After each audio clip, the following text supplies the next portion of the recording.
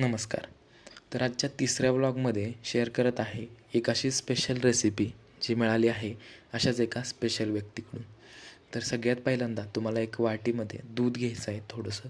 त्याच्यामध्ये 1 चमचा custard powder आहे ते ॲड करायचे आणि त्याची एक स्मूथ पेस्ट बनवून घ्यायची. त्यानंतर एका बाजूला पातेल्यामध्ये अर्धा लिटर दूध घ्यायचं आहे. ते दूध गरम करून घ्यायचं आहे आणि त्याच्यामध्ये 4 वाट्या साखर ॲड करायची. आता मी 4 वाट्या घेतल्या छोट्या. तुम्हाला जशी हवी असेल त्यानुसार तुम्ही ॲड करू शकता. हे मिश्रण पूर्ण मिक्स करून घ्यायचं आहे.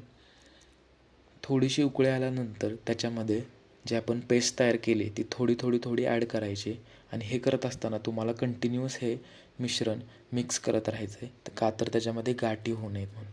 त्यानंतर उकळी आल्यानंतरनं थोडंसं थंड करून घ्यायचं आहे आणि फ्रीजमध्ये ठेवून घ्यायचं आहे.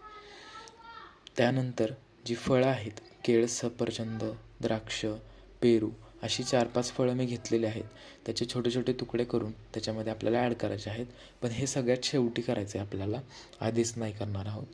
तर आपल्या सगळ्यांच्या आयुष्यामध्ये एक स्पेशल फ्रेंड असतो, जो आपल्यासाठी सगळं काही असतो, जो सगळं काही आपल्यासोबत शेअर करतो, आपल्याला सपोर्ट करतो. तर असाच माझा एक जवळचा मित्र ज्याच्याकडून मिळालेली ही रेसिपी आहे आणि त्याचा लवकरच वाढदिवस जवळ येतो आहे. त्यानिमित्ताने त्या रेसिपीची आठवण झाली खूप, म्हणून तुमच्यासोबत शेअर करत आहे. तर हे फ्रूट सलाड शेवटी आपल्याला पूर्ण थंड झाल्यानंतरनं ही सगळी फळं आहेत ते आपण ॲड करायचे आहेत. जेव्हा आपण खायला घेऊ त्यावेळेस तुम्ही पण ॲड करू शकता.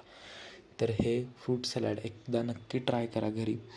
तुम्हाला कसं वाटलं हे आम्हाला नक्की सांगा आणि आपल्या चॅनलला सबस्क्राईब, लाईक आणि कमेंट नक्की करा.